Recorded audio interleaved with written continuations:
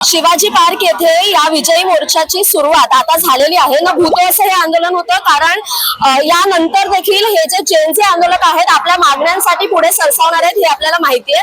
मी आता इथे उपस्थित असलेल्या तरुणाईला प्रश्न विचारणार आहे, त्यांच्या भावना आपण जाणून घेऊया.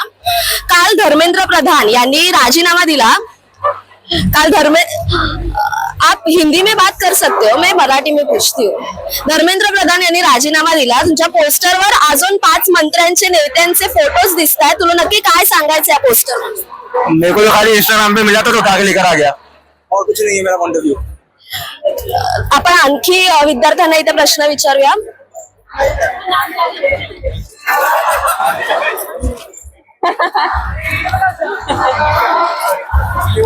इथे एक आपल्याला सार्कॅस्टिक पोस्टर पाहायला मिळतंय. तुला पोस्टर मधून नक्की काय सांगायचं? I have also, this is my poster, और ये पोस्टर डिपिक्ट करता है कि जो हम बर्डन में हैं, आज हम जितना काम करते हैं कॉर्पोरेट वर्ल्ड में, सटारिकल पोस्टर ये बताता है कि एक प्रोटेस्ट उनके लिए भी हो जाए जो मैनेजर हमें इतना दबा के रखते हैं और अपनी दबंगई दिखाते हैं, तो उनका भी इस्तीफा होना चाहिए. यातून आपल्याला एक समजते की हे फक्त जेनझी साठी नाही, तर कॉर्पोरेट मध्ये काम करणारे जे लोक आहेत त्यांच्याही समस्या आहेत, आणि ती लोक सुद्धा आज या प्लॅटफॉर्मवर उतरलेली आहेत. आपण अजून मुलांकडनं जाणून घेऊया. या आधी सुद्धा मुंबईमध्ये 2 दिवसापूर्वी आंदोलन झालं होतं, त्यामध्ये तुम्ही सहभागी झाला होता. येस, फ्रायडे को. काल जेव्हा धर्मेंद्र प्रधान यांनी राजीनामा दिलाय, काय भावना आहेत? या जेनझीच्या ज्या मागण्या आहेत त्या पूर्ण झालेल्या आहेत. पहिल्यांदा जेनझी असे आंदोलन करतायत, रस्त्यावर उतरलेले आहेत, आणि पहिल्याच आंदोलनामध्ये मागण्या पूर्ण झाल्यात. काय भावना? अकाउंटेबिलिटी होनी चाहिए, किसी की भी हो, कोई भी मिनिस्टर हो, कोई भी पोस्ट पे हो. तो काफी सक्सेसफुल प्रोटेस्ट था. वही अच्छा लगा कि इतनी मेहनत वेस्ट नहीं गई जो 1 हफ्ते से प्रोटेस्ट चल रहा था. दिल्ली पोलिसांनी विद्यार्थ्यांना अनेक त्रास दिला म्हणण्यापेक्षा लाठीचार्ज करण्यात आला, आणि इथे मुंबई पोलिसांनी कसं सहकार्य केलं यामध्ये? हम लोग जो फ्राइडे को प्रोटेस्ट में आए थे उसमें तो परमिशन था, तो हम लोग ने फेस नहीं किया, पर उसके 1 दिन पहले डिटेन किया था. बहुत लोगों को खींच के लेके गए थे, भले ही लाठी चार्ज नहीं किया था बट डिटेन किया था, जो कि उन्हें नहीं करना चाहिए. इथे आपण पाहतोय की गाण्यांच्या माध्यमातून एक जनजागृती केली जाते.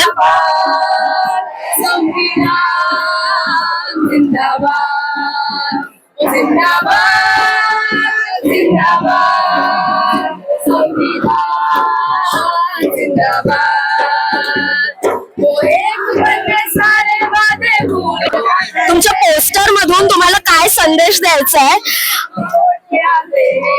पावर के साथ इनका पोस्टर है, बताइए. पावर के साथ अकाउंटेबिलिटी होनी चाहिए, बताइए. पावर के साथ अकाउंटेबिलिटी होनी चाहिए. अगर पुलिस को वहाँ पे रखा था तो एक पीसफुल प्रोटेस्ट को मॉनिटर करने के लिए रखा था, बच्चों को मारने के लिए नहीं. तो उनकी शक्तियों का गलत इस्तेमाल किया गया. बस यही कहना है. हम डंडे में कील डाल के मारा है, उसकी अकाउंटेबिलिटी कौन लेगा? मागे तुमचा पोस्टर पैलेट गैसेस मारे हैं बच्चों को, टीयर गैस जलाया गया है, इसलिए हम अकाउंटेबिलिटी मांगना है. पीएम मोदी सिर्फ एक वीडियो डालेंगे और बोलेंगे कि मैं फास्ट ट्रैक कोर्ट खोलूंगा या मैं कुछ करूंगा, इससे कोई मतलब नहीं बनता. आपने बच्चों को जो मारा है इसके लिए माफी मांगी, आप जो बच्चों ने सुसाइड किया उसके लिए आपने माफी मांगी. मुझे ना धर्मेंद्र प्रधान की माफी दिखी है ना नरेंद्र मोदी की माफी दिखी है, तो बस हम इसीलिए आए हैं. नरेंद्र मोदी हे 2 दिवस इंस्टाग्रामवर रील्स टाकत होते आणि कुठेतरी जेनझी सोबत जोडून घेण्याचा प्रयत्न करत होते. फ्रेंड्स असा उल्लेख त्यांनी केला. Friends Narendra Modi, we are not your friends.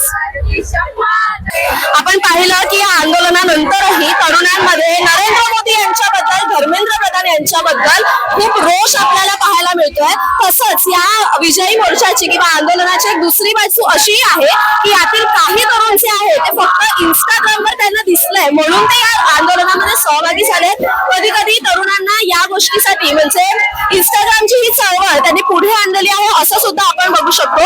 या पुढे हा प्रोटेस्ट असाच चालू राहणार आहे, हा विजयी मोर्चा असाच चालू राहणार आहे. याबद्दलच्या अधिक अपडेट्स आपण या पुढे पाहत राहणार आहोत. त्यामुळे जोडलेले रहा टाइम महाराष्ट्र सोबत.